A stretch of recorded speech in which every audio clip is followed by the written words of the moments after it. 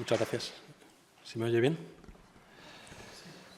Gracias por la presentación y bueno, siempre es un gusto estar aquí y colaborar con la Fundación de Amigos del Prado.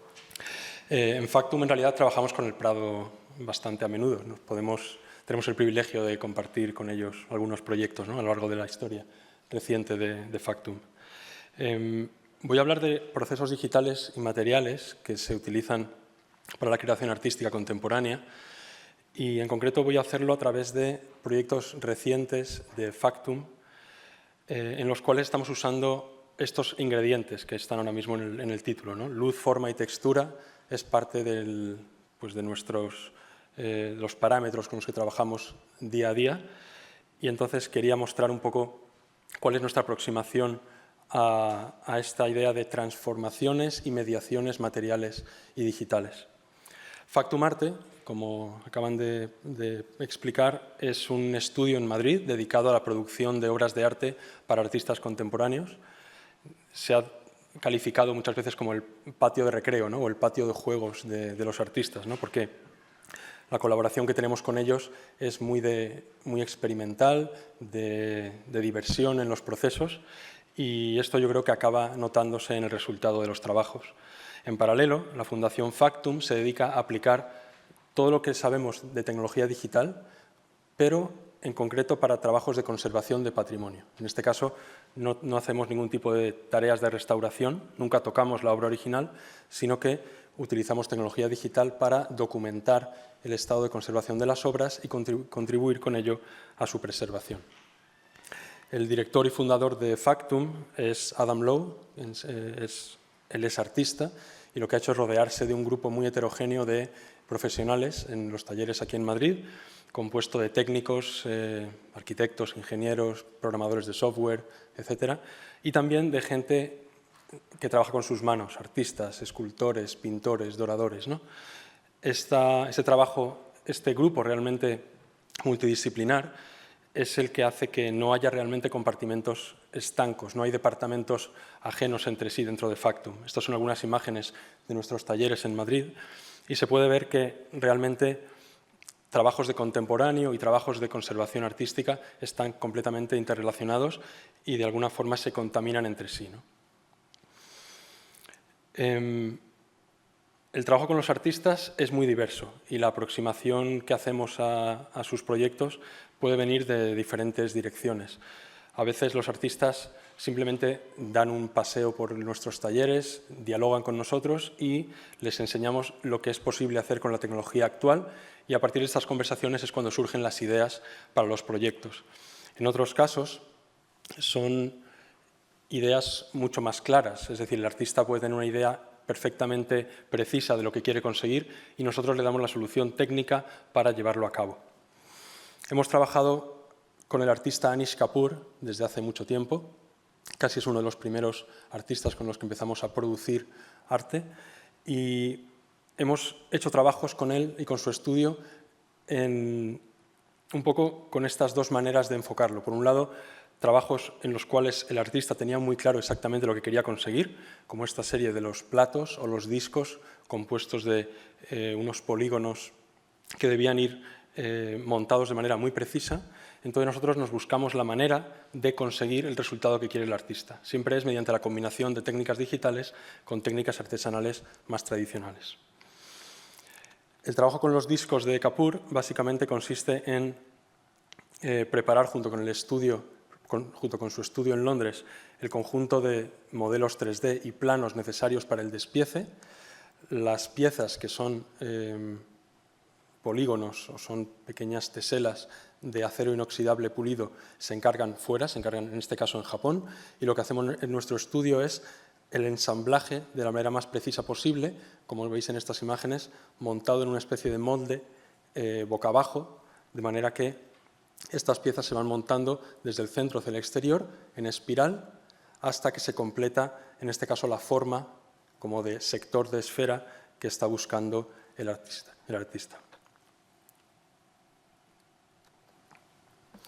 El resultado es una forma como esta en la cual el juego con la luz es esencial y para que funcione cada uno de los elementos, cada uno de los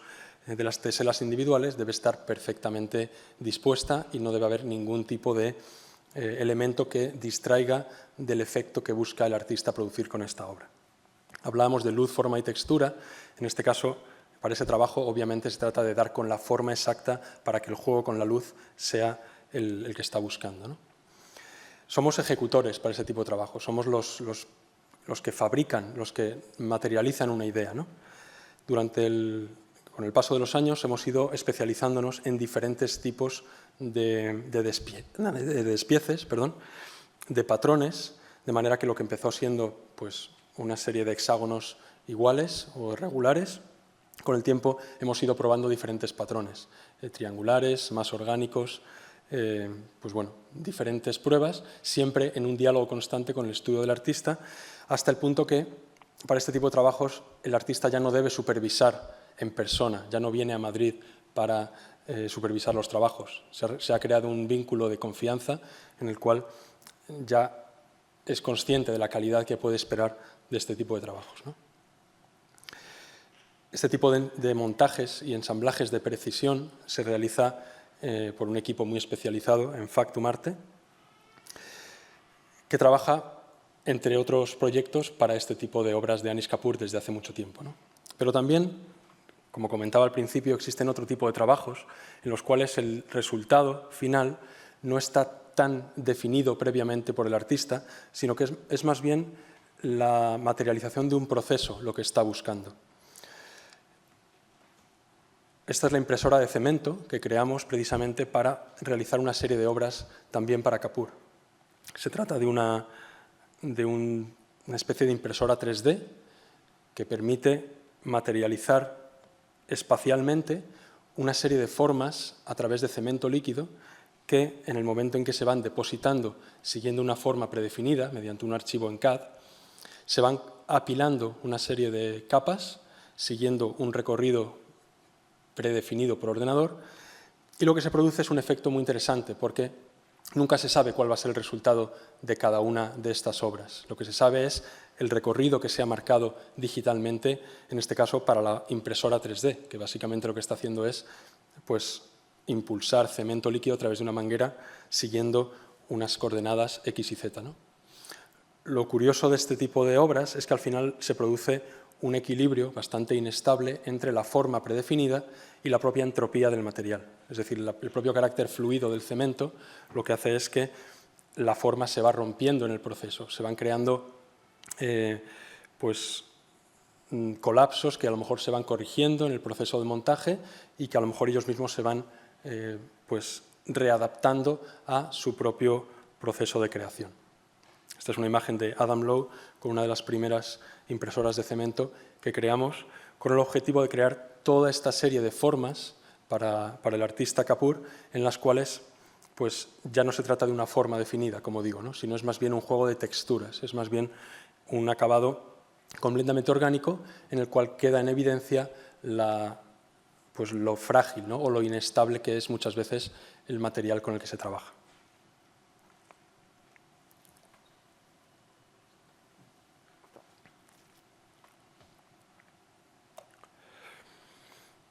Entonces, estos son dos ejemplos de maneras muy diferentes de trabajar con un mismo artista. La mayor parte de nuestros trabajos, y en realidad de toda la actividad de Factum, no solo de Factum Arte, sino de la Fundación, depende del hecho de que utilizamos tecnología generalmente creada por nosotros, o al menos adaptada por nosotros, si lo que existe en el mercado no nos satisface para lo que queremos conseguir. La impresora de cemento, esta especie de impresora 3D, es un desarrollo nuestro, pero también otro tipo de creaciones, como por ejemplo una impresora plana, desarrollada a partir de componentes de otros plotters o de otras impresoras de gran formato, que nos permita imprimir en plano sobre cualquier tipo de material, incluso con un cierto grosor y con una cierta textura, pero sobre todo que nos permita un control máximo sobre la impresión de color. Esto es esencial cuando trabajamos con trabajos de conservación, cuando queremos hacer el facsímil, es decir, la réplica exacta de un cuadro o de cualquier otro tipo de obra de arte. Algunos de los primeros prototipos de la impresora plana se utilizaron, por ejemplo, para imprimir reproducciones del Beato de Liébana, de la Biblioteca Nacional. Entonces, esto era una versión en tamaño DIN A3, en tamaño reducido, pero la versión de la impresora plana que manejamos hoy día tiene pues, hasta 4 metros de largo, me parece, por 1,5 de ancho. Es, como digo, el instrumento principal con el cual controlamos la reproducción del color. Cuando realizamos un facsímil no se trata de pintarlo a mano, sino que se trata de imprimir lo que se ha capturado previamente por medios digitales. Pero una impresora como esta tiene su principal ventaja en el hecho de que se puede imprimir una imagen compuesta de diferentes capas. No se trata solo de realizar una imagen, como por ejemplo esta fotografía del fotógrafo ruso Boris Sabelev. Una fotografía como esta está impresa a partir de la combinación de 4 o 5 capas superpuestas. No se trata de imprimir con relieve, no se trata de buscar físicamente un relieve, sino que lo que buscamos con este tipo de desarrollos tecnológicos es poder aportar profundidad al color. Las fotografías de Boris Sabelev, con el cual llevamos trabajando también pues más de 20 años probablemente, lo interesante de estas imágenes es que gran parte de la información sucede en las sombras, es decir, en todo este juego de grandes zonas contrastadas, se perdería gran parte de la información con una sola impresión en una sola pasada. Es por ello que la realización de estas impresiones casi es como un proceso artesanal en sí mismo, es como ir componiendo la imagen que ha capturado el fotógrafo, pero añadiendo los matices necesarios para destacar aquellos tonos que nos interesa resaltar, de manera que toda la información presente en las zonas de sombra se amplíe el rango lo más posible y resulten visibles. Es por ello que el desarrollo de la máquina que hace posible las imágenes y el propio desarrollo del proyecto de impresión de esta serie de fotografías van de la mano. No se ha hecho uno al margen del otro, sino que la creación de la técnica que lo hace posible va ligado al propio proyecto artístico que se está buscando realizar, ¿no? Todas estas impresiones están realizadas en Factum Arte en colaboración con el artista, es decir, el artista venía y pasaba temporadas trabajando con los impresores en Factum y, por ejemplo, esta serie de imágenes en color están impresas sobre plancha de aluminio con una cobertura de gesso sobre la cual se aplica el pigmento.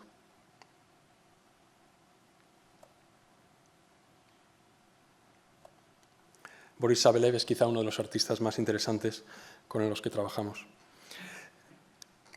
Si lo que buscamos es imprimir color pero con cierto relieve, y aquí ya sí que me estoy refiriendo a relieve físico, en este caso contamos con otro tipo de impresoras en 3D que permiten al mismo tiempo imprimir con color. No se trata de una creación nuestra, sino que en este caso lo que hemos hecho es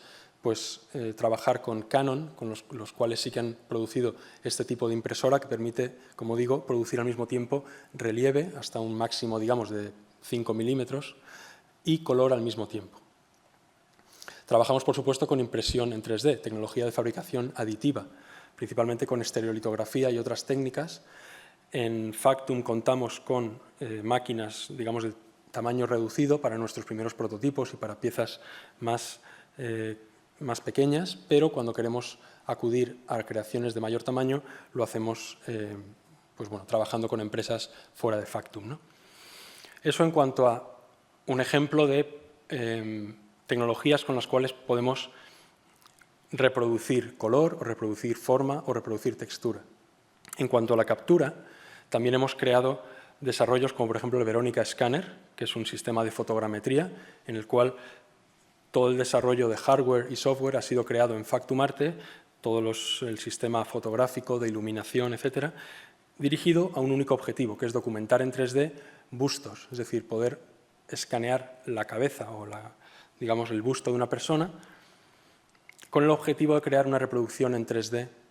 no solo intentando recrear la forma, sino también la textura, es decir, hasta los poros de la piel, hasta todo lo que tiene que ver con aquello que hace único esa superficie y que lo diferencia de otro tipo de pieles, ¿no? Hemos creado desarrollos en base a la captura de documentos planos, en este caso ya no hablamos de fotografía o de fotogrametría en 3 dimensiones, sino de fotografía en 2 dimensiones, centrándonos en el color. Uno de los últimos desarrollos es precisamente para esta idea de capturar objetos en lo que sería 2,5 dimensiones, es decir, a medio camino entre el 2D y el 3D, como es el escáner Selene, que nos está dando unos resultados a la hora de documentar el relieve en muy alta resolución. Y, por supuesto, el escáner Lúcida, que es el desarrollo creado junto con el artista e ingeniero Manuel Franquelo para documentar la superficie de los cuadros y otros objetos de bajo relieve. Manuel Franquelo, él es uno de los colaboradores de Factum Arte desde el principio, prácticamente uno de los fundadores. Él es artista, pero también es ingeniero, y él es artista hiperrealista, es decir, su interés ha sido muchas veces cómo reproducir y cómo representar la realidad, ¿no? Entonces, en cierto modo tiene sentido que su colaboración, una de las principales colaboraciones con Franquelo, haya sido la creación de un escáner 3D específico para la superficie de los cuadros que nos permita documentar el relieve a la máxima resolución posible. Estas son imágenes del escáner Lúcida, trabajando aquí en el Museo del Prado en colaboración con el Departamento de Restauración, con el Departamento de Conservación de Pintura, y tuvimos la oportunidad de colaborar con ellos para documentar la superficie de la Anunciación de Fra Angelico justo después del proceso de restauración. A modo de ejemplo, el tipo de información que se obtiene con el escáner 3D es precisamente este tipo de información, aquello que nos permite comprender y visualizar la textura de una obra de arte sin tener la distracción del color. Es algo que puede sonar un poco, al menos ridículo, ¿no?, en cuanto a la hora de enfrentarnos a una pintura, ¿no? Pero es que muchas veces la posibilidad de observar la cualidad tridimensional de una pintura sin la capa de color, que es lo que permite un escáner como este, te da muchísima información en cuanto a la propia técnica que ha utilizado el artista, los posibles juegos y diferentes niveles que haya podido incluir en el mínimo grosor del que se compone esta tabla, por ejemplo, y por supuesto te permite conocer los distintos elementos que han condicionado el aspecto que tiene actualmente una obra de arte, debido al paso del tiempo y a su propio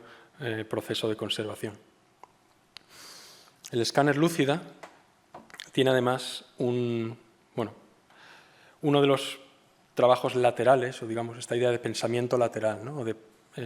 relaciones inesperadas que suceden en Factum, tuvo su expresión en el año 2011 en una exposición sobre tapices que creamos para la Fundación Giorgio Chini en Venecia, la exposición Penelope's Labor. Esta exposición, comisariada por Adam Lowe junto con Jerry Broughton, lo que hacía era reunir una serie de tapices creados por artistas contemporáneos, como Grayson Perry, Mark Quinn, etc., reunidos junto con tapices históricos, junto con algunos de los más importantes tapices, en este caso pertenecientes a la colección de la Fundación Chini en Venecia, tapices flamencos de finales del siglo XV, por ejemplo, ¿no? Estos tapices contemporáneos fueron creados en Factum Arte. No disponemos nosotros de los telares necesarios para hacerlo, pero el tratamiento de la imagen necesario para enviar la información a los telares electrónicos fue realizado en Factum en colaboración con cada uno de los artistas. Por ejemplo, en la imagen se puede ver una alfombra que pertenece a una serie de Carlos Garaycoa, en la cual nosotros realizamos todo el proceso desde la captura de las imágenes, en este caso imágenes de pavimentos urbanos en la ciudad de La Habana, y lo que se ve en esta imagen es la recreación o la rematerialización de estas imágenes fotográficas en soporte textil, en este caso en soporte de una alfombra o de un tapiz. Incluso esas sombras que están plasmadas en el tapiz, esa figura humana y ese pilar, ¿no?, que arroja la sombra sobre el pavimento, es parte de la propia imagen, es parte del propio tapiz. Uno de los tapices que formaban parte de esta exposición es precisamente una creación de Manuel Franquelo, la persona responsable del escáner Lúcida, que se estaba desarrollando al mismo tiempo, allá por el año 2011, ¿no? Entonces, este tapiz lo que contaba eran una serie de elementos que fueron necesarios para el propio desarrollo del escáner. Estamos hablando de las fórmulas o la serie de diagramas, esquemas que fueron necesarios, ¿no? Se trata de un tapiz tejido por las dos caras, es decir, no un tapiz unido junto al otro, ¿no?, sino que directamente al mismo tiempo tejido por una cara y por la contraria, Y estos son algunos detalles pues, del tipo de información que mostraba este tapiz, ¿no? Directamente los esquemas y los documentos de trabajo de Franquelo a la hora de crear el propio escáner Lúcida. De alguna manera, para cerrar este círculo, este mismo año, en 2022, hemos vuelto a la Fundación Chini en Venecia, con la cual colaboramos frecuentemente, para digitalizar con el escáner Lúcida, para digitalizar la superficie de uno de los tapices históricos que estuvieron expuestos en la exposición de hace ya 10 años, ¿no? Algunos detalles de la información que hemos obtenido, y en este caso ya se trata de un trabajo puramente de conservación y de documentación de un objeto histórico, de un objeto artístico, lo que nos permite es observar, como digo, el tapiz con color y sin el color, de manera que la propia textura de los hilos, ¿no?, de la seda, lo que se ha perdido de los hilos de oro, toda esta información queda registrado y sobre todo aporta la posibilidad de medir y de visualizar el tejido como nunca antes había sido posible, ¿no? Se puede apreciar el tapiz completo, por ejemplo, una vez despojado de la capa de color, atendiendo únicamente a sus cualidades de textura, sus cualidades de forma y textura, mediante renders o visualizaciones como esta, ¿no?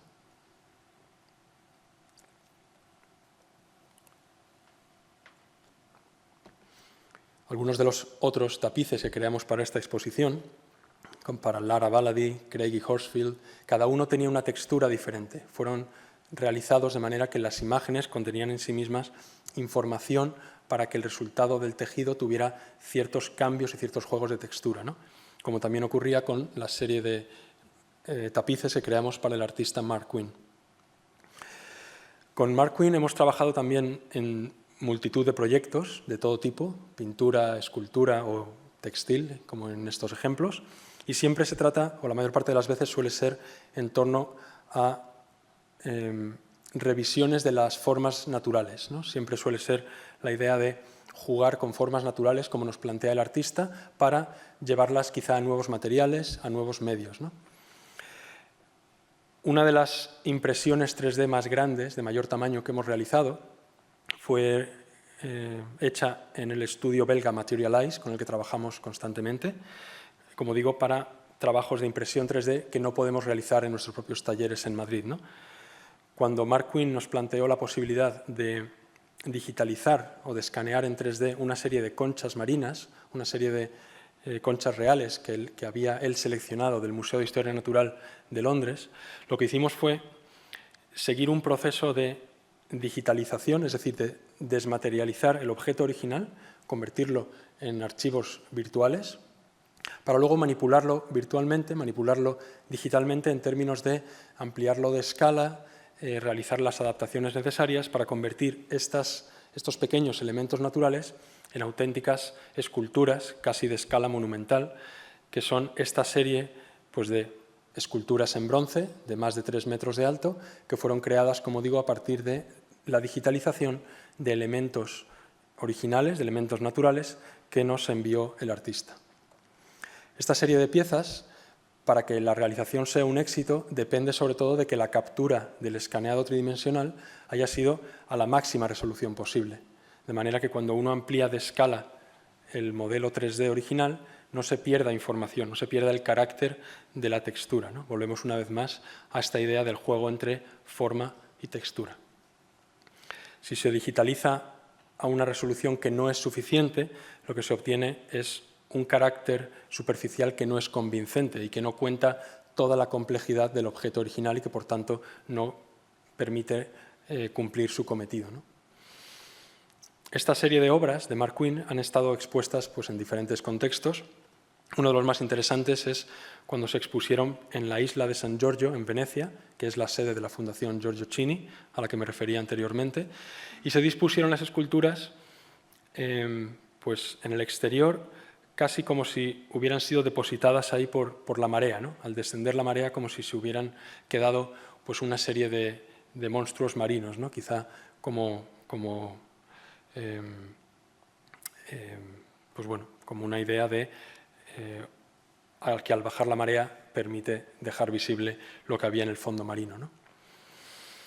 Con Venecia trabajamos constantemente y es precisamente esta idea de carácter dinámico de la ciudad en contacto con el agua, la que nos interesa particularmente, ¿no? Uno de los trabajos que hemos ideado para formar parte de la ciudad de Venecia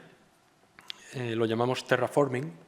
y en este caso no se trataba de un encargo para ningún artista en concreto, sino que es más bien una producción propia, en este caso pues, de Adam Lowe junto con Jerry Broughton, que es un historiador de arte y además cartógrafo. Lo que planteamos con el proyecto terraforming es realizar el relieve del planeta Tierra, el relieve del mapa del mundo,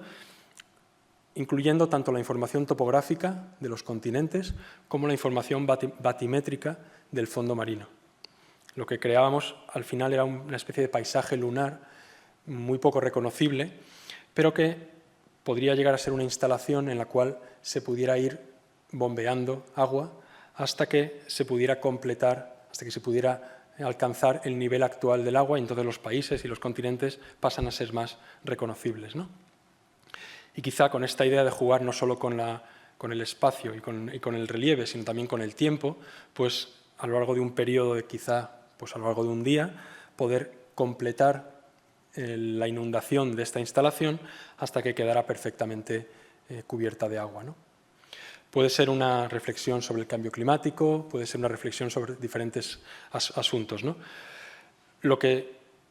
propusimos en su momento es que una instalación como terraforming pudiera tener el tamaño de un campo de fútbol, pudiera ser casi una instalación de paisaje, y el único espacio en Venecia que realmente permitiría alojar un campo de fútbol es, una vez más, en la isla de San Giorgio, en Venecia, ¿no? Este planteamiento nunca se ha llegado a realizar completamente, pero sí que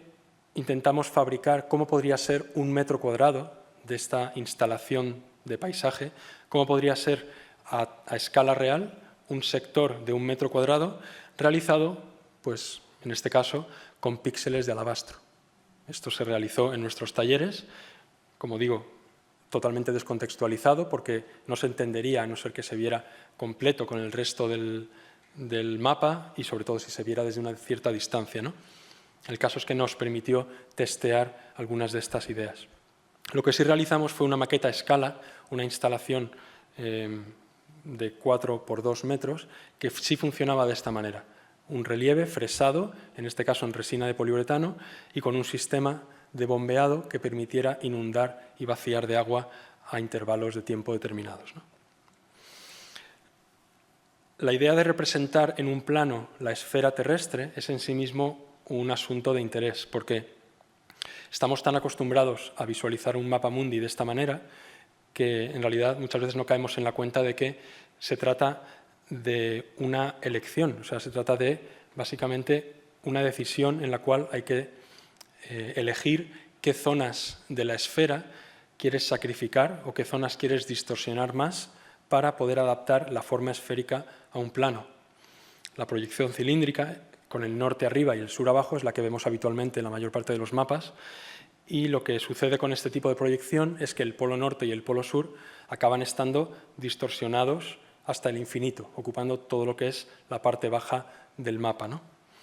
Nosotros quisimos probar otro tipo de proyección, en la cual la mayor parte de la distorsión se aplicara sobre las zonas de mayor masa de agua, de manera que, en teoría, la representación de las zonas de tierra podía ser incluso más correcta o más correspondería con mayor precisión a la propia forma de los continentes, ¿no? Permite, por ejemplo, a la derecha de la pantalla, ver la Antártida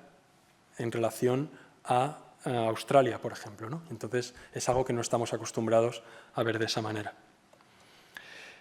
Este relieve, como digo, lo intentamos reproducir en diferentes escalas, con diferentes materiales, ¿no? Y también intentamos probar diferentes proyecciones. Como digo, siempre buscando o siempre teniendo que tomar la decisión de qué zonas de la esfera íbamos a distorsionar con más intensidad, ¿no?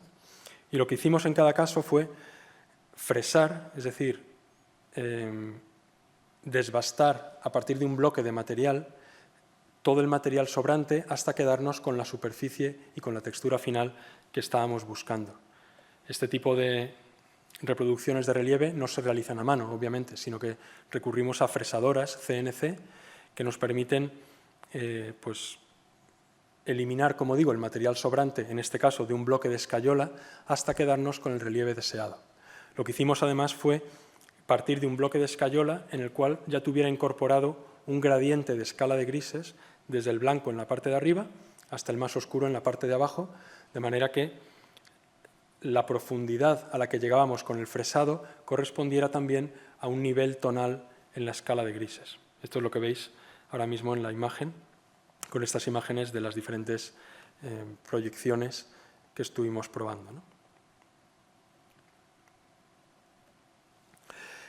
Esta idea del tono y relieve, de jugar con el tono y su relación con el relieve, es una de nuestras obsesiones y la aplicamos realmente a diferentes proyectos en mayor o menor grado, ¿no? Y esta idea, en realidad, no es mucho más sofisticada que lo que puede verse en un juguete como este, el típico juguete que a lo mejor viene en una caja de cereales, ¿no? Al ser un material translúcido, y dependiendo del propio grosor del material, cuando se retroilumina, aparece una imagen que cuando la luz desaparece, lo que queda es algo mucho más abstracto y mucho menos reconocible. Es gracias al juego que produce los diferentes grosores del material lo que permite dejar pasar la luz con mayor o menor intensidad y eso crea una imagen. Estamos pasando de un objeto en relieve a la posibilidad de crear una imagen gracias a la retroiluminación. Con la artista Marina Abramović hemos explorado este tipo de conceptos, la relación entre tono y relieve, y es el fruto de años de diálogo y colaboración con Marina Abramović, porque cuando empezamos a trabajar con ella lo que nos planteaba era cómo podríamos crear una serie de obras basadas, por supuesto, en su figura, en su cuerpo, ¿no? Al fin y al cabo, Marina Abramović, como artista de performance que es, o artista de obra efímera, ¿no? Por definición, es el cuerpo, el propio vehículo de expresión de su arte y es también el tema de su arte, ¿no? Y es por ello que lo que nos planteaba era, de alguna manera, crear una serie de obras que fueran al mismo tiempo permanentes y que fueran al mismo tiempo efímeras o etéreas. Jugando con una serie de retratos, una serie de imágenes en blanco y negro o en escala de grises, para ser más exactos, lo que planteamos fue una traducción directa de estas imágenes tonales a niveles de profundidad en el fresado, trabajando con bloques de alabastro, que es una piedra con cierta cualidad translúcida. Lo que conseguimos fue, como digo, una traslación lo más directa posible entre los tonos de la imagen y los niveles de profundidad en el relieve de la piedra. De manera que lo que se consigue son efectos como este. Son la aparición de la imagen de Marina siempre y cuando exista una luz que ilumina la piedra por la parte de atrás y siempre y cuando el espectador esté posicionado en un lugar muy concreto de la sala desde un punto de vista muy concreto. Cuando la luz desaparece o cuando el espectador se desplaza hacia un lateral, la imagen de Marina desaparece y lo que queda es una especie de paisaje completamente abstracto, orgánico, que no es más que el propio tallado de la piedra completamente ajeno a la forma de Marina Abramović.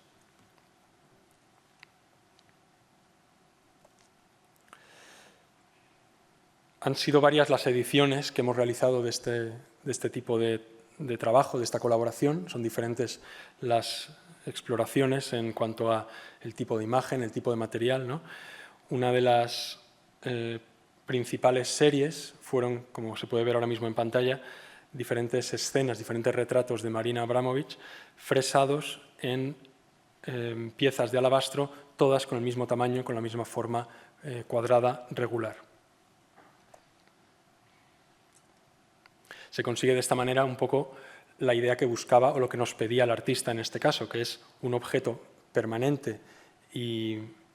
pues bueno, con el carácter además monumental y casi sagrado, ¿no? De la piedra, del alabastro en concreto, ¿no? Pero al mismo tiempo algo etéreo. Es una imagen que, como decía, desaparece cuando desaparece la luz y que solo se hace evidente desde una posición muy concreta de observación. Los últimos ensayos que estamos haciendo en torno a esta serie de trabajos incluyen además una relación mucho más casual o, digamos, inesperada o incierta con el propio material del alabastro. Estamos dejando que sea la propia beta del material la que interfiera en la propia imagen y que sean elementos mucho más casuales, mucho más orgánicos y de alguna forma mucho más únicos los que completan esta idea, ¿no? Entonces son trabajos en proceso, seguiremos colaborando con la artista para llegar incluso a efectos mucho más extremos, ¿no? Pero el concepto es en sí mismo bastante elemental, es la relación directa entre una imagen tonal, una imagen con tonos de grises y los diferentes niveles de profundidad. Al fin y al cabo estamos hablando de una técnica muy concreta que es el fresado o el mecanizado de bloques de piedra. Se trata, evidentemente, de lo que podría considerarse una técnica opuesta a la impresión 3D. No se trata de una fabricación aditiva en la cual estamos añadiendo únicamente el material que necesitamos para componer una forma, sino que lo que hacemos es eliminar el material sobrante del bloque de piedra original hasta quedarnos con la forma y la textura que buscamos. En un proyecto completamente diferente y con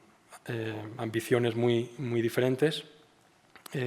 esta serie de creaciones de nuevas formas y nuevas texturas, en colaboración con la arquitecta Charlotte Skene Catling, lo que nos está llevando es a explorar la capacidad de las formas naturales, formas como corales o otro tipo de elementos, digamos, de inspiración vegetal o animal, para formar parte de patrones que puedan acabar siendo parte de arquitecturas, es decir, que puedan ser prácticamente de escala arquitectónica y que puedan llegar a formar parte de fachadas de edificios o de elementos de escala casi urbana, ¿no? Todo este tipo de formas, estos son visualizaciones en 3D, renderizados, que hemos realizado en Factum Arte, a medio camino entre el modelado en 3 dimensiones, con software, por ejemplo, ZBrush, que es un software utilizado para modelado orgánico, en combinación con el escaneado tridimensional de formas existentes, es decir, de corales reales y de otro tipo de elementos, ¿no? Una vez que tenemos estos modelados en 3 dimensiones, se pueden enviar los comandos para que el movimiento de la fresa desbaste la piedra, elimine el material sobrante hasta quedarnos con la forma y la textura que estamos buscando. Esta serie de elementos, que son piedras pues a lo mejor de 2 metros de largo, piedra caliza, lo que muestran son esta serie de ensayos de diferentes formas. Algunas recuerdan pues, a la rosa del desierto, ¿no? En otros casos son más abstractos, en otros casos, pues, como digo, son más referencias a corales, ¿no? Entonces, son prácticamente como ensayos de prueba y error hasta ver cuál es el tipo de forma en la cual tanto nosotros como el artista, en este caso, nos quedamos satisfechos con lo que estamos buscando, ¿no? No deja de ser algo que también depende de la luz. Obviamente, una luz rasante incidirá de manera diferente que una luz más frontal, ¿no? Pero en todo caso, permitiría dotar a la arquitectura de algo completamente opuesto a lo que suele ser habitual en el cerramiento de los edificios, ¿no? Que se suele tender a materiales perfectamente satinados que de alguna manera reflejan la imagen o no invitan a adentrarse en el propio material, sino que más bien buscan ese efecto rebote, ¿no? Que la luz se refleje, que la imagen se refleje, ¿no? En este caso buscamos prácticamente lo contrario, absorber la luz, crear un nuevo nivel de interés dentro de estas propias texturas. Una de estas texturas, en realidad, no proviene de estas formas naturales, se trata de un detalle del escaneado en 3 dimensiones de un lienzo que realizamos aquí en el Museo del Prado, que es un detalle muy pequeñito de los craquelados de un cuadro de Goya, del cual comentaré hacia el final de la presentación con un poco más de detalle. Estos trabajos que, como digo, dependen de una técnica muy específica, que es el mecanizado de la piedra, tuvieron su origen en realidad en una colaboración con la artista americana Jenny Holzer, en la cual se basaba precisamente en las capacidades de la piedra para transmitir contenido textual, es decir, a partir del escaneado en 3D de una serie de objetos y de piezas originales, en este caso pues una tablilla de arcilla que se encuentra en Berlín, y que contiene texto en cuneiforme, lo que nos planteaba la artista era la posibilidad de digitalizar en 3 dimensiones estos textos, con el objetivo de poder ampliarlo de escala, en este caso unas 50 veces, para que pudiera formar parte de una instalación que estaba preparando la artista Jenny Holzer, también de escala arquitectónica. Una vez más, la resolución, el nivel de detalle con el cual capturamos el original es esencial para que cuando ampliamos algo de escala tantas veces no se pierda el carácter del original, ¿no? El resultado, como digo, es una serie de unos aplacados de piedra que contenían reproducciones de estos textos en cuneiforme, pero formando parte de elementos arquitectónicos, en concreto formando parte del edificio del nuevo Museo del Louvre en Abu Dhabi, creado por Jean Nouvel. Estos son detalles del acabado de esta serie de ensamblajes, ¿no?, de piedras que fueron pues, creadas en Factum Arte en colaboración con la artista y en un proceso en el cual, desde la digitalización del objeto original hasta el tratamiento digital y la propia producción de la piedra y el propio trabajo de ingeniería necesario para que formara parte del edificio, fue llevado a cabo por diferentes departamentos de Factum Arte. Esta instalación no contaba solo con este texto en cuneiforme, sino que el artista seleccionó además un texto en francés y un texto en árabe, proveniente de diferentes documentos históricos. En concreto, el texto en francés fue igualmente escaneado en 3 dimensiones y provenía de uno de los documentos que se encuentran en la Biblioteca Nacional en Burdeos y que se trata de los ensayos de Montaigne, en los cuales además se contaba con propias anotaciones manuscritas del propio Michel de Montaigne. Entonces, una vez más, partiendo de la documentación de un objeto original, se puede, mediante diferentes manipulaciones digitales, llegar a rematerializarlo en un material completamente diferente, a una escala completamente ajena al objeto inicial. Este tipo de obras, además, tienen un componente que permiten, de hecho, el propio escaneado y la propia digitalización del objeto original es en sí mismo algo valioso para la propia conservación del original, puesto que los archivos digitales, que siempre pertenecen y siempre se entregan a la institución que posee la pieza original, pueden contribuir a su conocimiento, a su conservación y a su difusión, ¿no? Entonces es casi como una idea en la cual todos los elementos, todos los agentes que intervienen obtienen algún beneficio. No solo es la posibilidad de crear una nueva pieza de arte, sino que en paralelo estás contribuyendo a la documentación del objeto original. El artista Elan Natsui es conocido por piezas como esta. En este caso no la hemos realizado nosotros, la pongo únicamente como referencia del tipo de obras por las cuales es conocido este artista, ¿no? Es una especie de cortinas, una especie de textiles que realiza, uniendo elementos muy concretos. En este caso lo que hace Elan Natsui es, utilizando tapones y collarines metálicos de botellas de licor, se pueden aplanar, coser entre sí, y eso es el material en el cual compone esta especie de cortinas, ¿no? Esta especie de tejidos con este brillo y esta materialidad tan especial, ¿no? Pueden tener múltiples escalas y múltiples tamaños. Esta imagen, por ejemplo, es de una instalación que realizó cubriendo gran parte de la fachada del Palacio Fortuny en Venecia, ¿no? Estas son escenas de un vídeo que se creó contando el proceso. Lo interesante de su trabajo es que nosotros hemos podido participar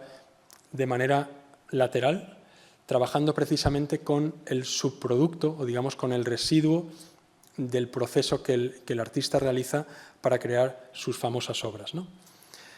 En su taller en Nigeria, el artista de la Natsui es ganés, pero su taller está en Nigeria, los técnicos de su estudio se dedican durante horas a separar cada uno de estos collarines de las botellas, cada uno de los tapones metálicos, aplanarlos, presionando sobre la mesa, sobre la superficie de la mesa, y además perforándolos para poder coserlos entre sí, ¿no? El resultado de ese trabajo de horas y en definitiva de años es que la superficie de estas mesas, de estos bancos de trabajo, acaban siendo perforadas, se acaban llevando en su propia superficie el testigo de este proceso manual y casi obsesivo, ¿no? En el año 2016, el Anatsui nos trajo una serie de estas mesas, de estas tablas sobre las cuales su equipo había estado trabajando, ¿no? Con el objetivo de ver si podíamos, a su vez, a partir de este testigo de sus procesos, crear un nuevo proceso y crear tal vez nuevas obras de arte a partir de estas superficies. Esta es, por ejemplo, una de las mesas redondas que nos propuso para trabajar y en las cuales se puede ver pues, esta textura producida por años de perforación y trabajo directamente sobre la superficie. Utilizando el escáner Lúcida, lo que hicimos fue digitalizar en 3 dimensiones estas mesas y estas tablas, en realidad utilizando el mismo tipo de escaneado que empleamos aquí en el Prado para la tabla de Frangélico. No deja de ser la manera más eficaz de documentar una textura de punzonados o una textura en la cual el propio relieve superficial es esencial para caracterizar el objeto. A partir de esta información en 3D pudimos fresar la textura en planchas de aluminio, con la cual crear planchas de grabado. Entonces se pudieron crear nuevas impresiones con diferentes colores, pero siempre manteniendo la propia textura del original, en colaboración con el artista, siguiendo un poco sus indicaciones y guiándonos por su propio juicio, ¿no? Pudimos reelaborar estas mesas, estas tablas sobre las cuales se habían producido sus famosas cortinas, pero dando lugar a otro nuevo tipo de obras, en este caso impresiones, nuevas impresiones sobre papel, tanto en blanco y negro como en color, que llevaban en sí mismo el testigo del propio proceso con el que había creado su otra serie de obras. Entonces, creo que es uno de los mejores ejemplos en cuanto a la manera de trabajar de Factum. Muchas veces la idea surge en el propio momento del proceso, ¿no? Cuando empezamos un trabajo como este no sabemos cómo va a terminar, pero sí que podemos entender que si un objeto es en sí mismo interesante, puede ser digno de escanear y digno de trabajar con él para ver cuál es el resultado posible que se puede alcanzar, ¿no? La idea de fresar sobre metal, que es uno de los procesos más interesantes, es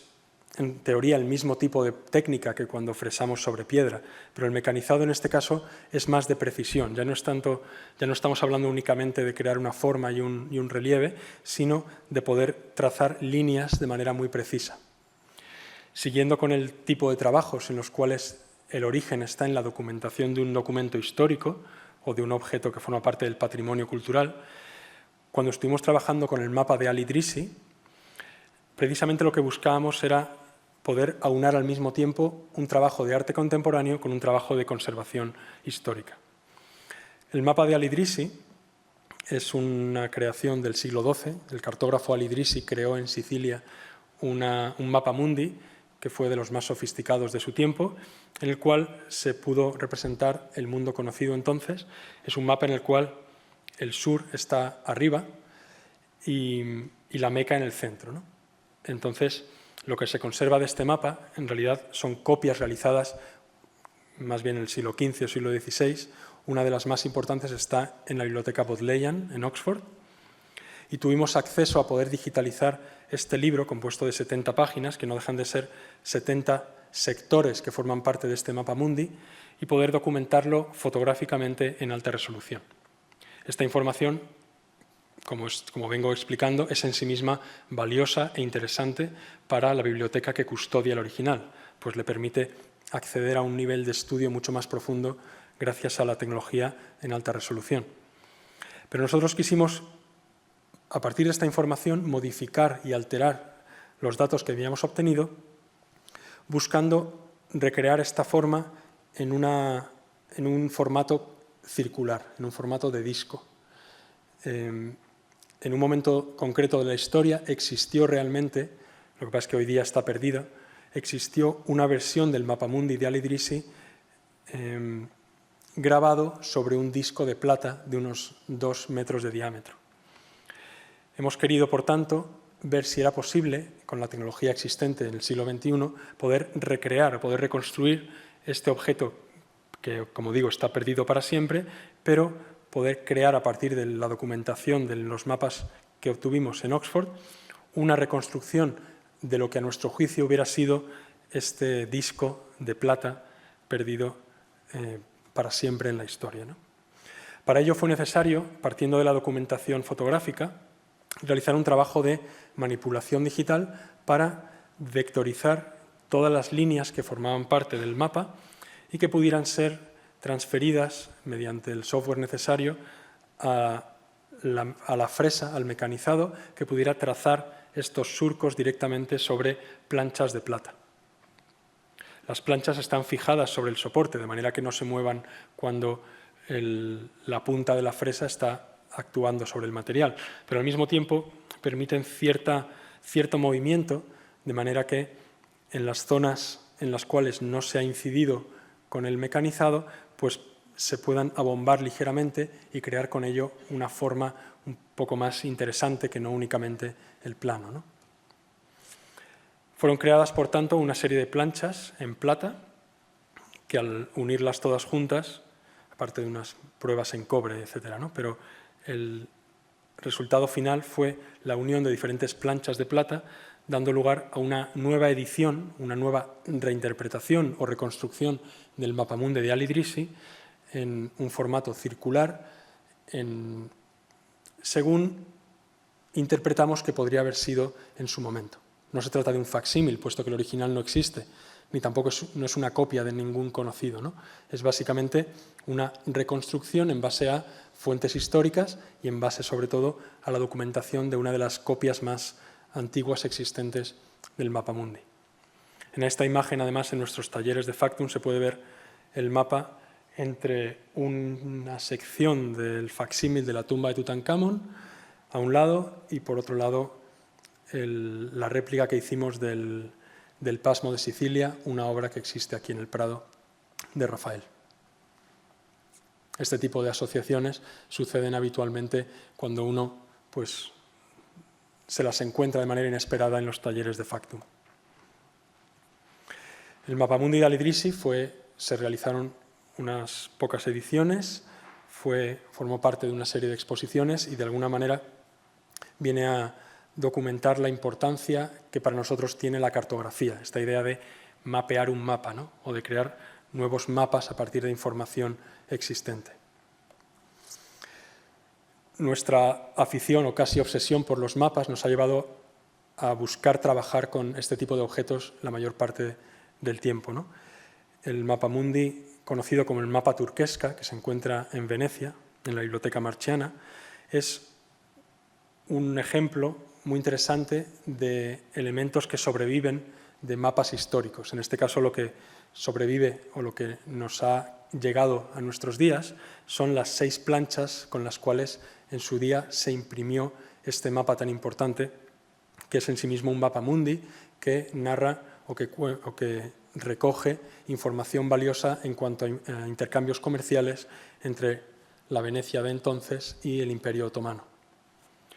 Como digo, lo que queda son las planchas de impresión. Lo que hicimos fue digitalizar su superficie, empleando el escáner 3D Lúcida, de manera que pudiéramos, por un lado, tener un registro de su estado de conservación actual, de manera que, si el día de mañana le ocurriera alguna cosa al objeto original, sufriera algún cambio, alguna modificación, algún deterioro, siempre podríamos volver a esta documentación objetiva y poder entender cuál era su estado en el momento del escaneado. Pero además, una vez que tuvimos procesada la información digital, llevamos a cabo un proceso de restauración digital. Y esto es un concepto cada vez más interesante gracias a que las tecnologías de hoy lo permiten. Básicamente se trata de realizar trabajos de restauración al margen del original, sin tocar el objeto original, empleando técnicas de procesado de imagen o, en este caso, manipulando directamente los modelos tridimensionales, intentando llevar a cabo prácticamente el mismo tipo de operaciones que un restaurador llevaría en el original, por ejemplo, para reunificar dos fragmentos que están separados o que están agrietados, pero siempre teniendo la gran ventaja de que no estamos manipulando en ningún caso el original. Son operaciones en las cuales nuestros técnicos en procesamiento digital siempre se apoyan en diálogos y en conversaciones con los auténticos expertos, ¿no? Los historiadores o los conservadores en este caso, ¿no? Pero la ventaja de la restauración digital es que permite plantear no una, sino múltiples hipótesis de restauración, porque, como digo, lo estamos haciendo al margen del original y sin alterar para siempre su estado material. Realizamos una reproducción de estas planchas de manera que pudiéramos, a su vez, crear nuevas impresiones y crear nuevos originales. Y, en concreto, nos dimos cuenta que para poder reproducir estos textos con la mayor precisión posible, era necesario no solo recurrir al fresado, que es la técnica que he estado mostrando en los anteriores trabajos, sino también a nuevas técnicas de impresión 3D o de impresión elevada, que son pues, estas nuevas tecnologías que cada vez más estamos empleando para trabajos de reproducción de pintura o de elementos de bajo relieve y que nos permiten un mayor control sobre el acabado superficial del relieve. Una vez restaurado digitalmente, estas nuevas planchas de impresión, que irónicamente están creadas con una mezcla de tinta y resina, se van a poder después aplicar para crear, aplicando tinta, nuevos originales para crear un nuevo mapa, como hicimos recientemente, ¿no? Son nuevos originales que se crean gracias a que la tecnología digital sin contacto permite cualquier tipo de manipulación y cualquier tipo de hipótesis, siempre de manera ajena a la manipulación del original. Finalmente, quería mostrar este último proyecto en el cual lo que de alguna manera reúne un poco un compendio de los diferentes trabajos de Factum, y me estoy refiriendo a la exposición sobre la materialidad del aura que creamos en el año 2020 en Bolonia, en Italia. En esta exposición se mostraron, como se ve en esta imagen, la nueva impresión de este mapa escaneado en Venecia, ¿no? Las nuevas planchas de grabado y las nuevas planchas de impresión y la nueva edición que creamos en el siglo XXI, puesto que lo que se trataba de esta exposición, de alguna manera, era hacer un recorrido por diferentes trabajos de reproducción realizados tanto por Factum Arte como por la Fundación Factum en los últimos 10 años, ¿no? Entonces, en esta exposición se mostraban no solo trabajos terminados, no solo resultados finales de diferentes proyectos, sino también un poco el making of de cómo se realizan este tipo de trabajos, tanto impresiones 3D que han dado pie a facsímiles de esculturas, diferentes bustos obtenidos gracias a este escáner Verónica que contaba al principio de la presentación, en los cuales tanto la forma como la textura de la piel viene reflejada y reproducida. Y una de las áreas más interesantes de la exposición consistía en una sala completamente en blanco, en la cual lo que mostrábamos eran reproducciones de pinturas, reproducciones de obras maestras, únicamente desde el relieve y sin reproducir el color. Entonces, pues, lo que hicimos fue recurrir a esta idea de la impresión elevada, de la impresión en 3D a la máxima precisión posible, para recrear la superficie en blanco de obras desde relieves egipcios hasta paneles renacentistas, pasando por tablas de Rubens, una obra de Van Gogh, obra de Monet. Pues bueno, una serie de ejemplos de superficies de obras de arte en las cuales lo que hicimos fue idear un sistema de luz rasante que permitiera pintar estas obras únicamente con luces y sombras. Una vez despojado el color, la única manera que tenemos de apreciar una superficie es mediante el ángulo tangente de la luz. Pues es mediante el propio juego de luces y sombras, arrojadas y proyectadas, lo que nos permite ser conscientes y visualizar la complejidad de la superficie. El propio panel de la Anunciación de Fra Angelico,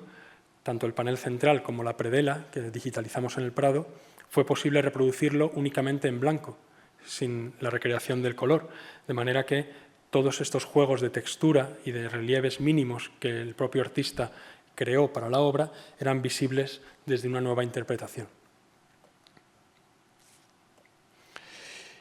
Y en concreto, y ya para finalizar, este mismo detalle de unos craquelados de una obra de Goya, que digitalizamos aquí en el Museo del Prado, fue una de las piezas elegidas para mostrar únicamente desde el relieve. Se trata de la Reina María Luisa a caballo, una obra de Francisco de Goya, que tuvimos la oportunidad de digitalizar tanto en 3 dimensiones como en color, allá por el año 2018. Los craquelados y la superficie de esta obra es realmente interesante por sí mismo, pero todo este proceso en realidad iba encaminado desde el inicio a la realización de un facsímil exacto, un facsímil en el cual pudiéramos recrear a tamaño real todas las cualidades de forma, superficie, color, etcétera, del cuadro original. Este tipo de trabajos es realmente habitual en Factum, es una de las áreas en las que nos hemos especializado principalmente, que es la recreación de una de las superficies más difíciles que existe, que es la superficie de los cuadros, tanto sea en lienzo como tabla, ¿no? Y el resultado de un trabajo como este fue la creación del facsímil de esta obra de Goya por encargo del artista Julian Schnabel. El artista Julian Schnabel nos encargó esta obra pidiendo el permiso correspondiente al Museo del Prado, con el objetivo de poder él realizar, teniendo acceso a este facsímil, poder realizar su propia interpretación. Hoy día, en el año 2022, se puede visitar, creo que es en el Centro de Arte Contemporáneo, en Málaga, una exposición de Julian Schnabel en la cual ha reinterpretado diferentes obras de arte, sobre todo de arte español, y entre ellos se encuentra su interpretación de esta obra, utilizando el facsímil realizado por Factum Arte y añadiendo, como el propio título indica, pues una marca, un gesto de pintura blanca, tal cual es la propia interpretación o lo que ha querido, en este caso, adaptar o modificar el artista. Es un trabajo que, de alguna forma, es una vuelta de tuerca más, ¿no?, en cuanto a la relación entre conservación de patrimonio y arte contemporáneo, puesto que, una vez más, los archivos digitales necesarios para crear el facsímil han sido entregados al Museo del Prado, forman parte de sus archivos para estudio, difusión, análisis, etc., ¿no? Y, sobre todo, de alguna manera, continúa la tradición del Museo del Prado de permitir a los artistas realizar copias de las obras. Es desde siempre muy habitual el ver, pues, artistas en las propias salas del Prado copiando las obras, ¿no? Entonces, pues pienso que de alguna forma se continúa esa tradición, solo que utilizando técnicas de tecnología digital actual. Muchas gracias.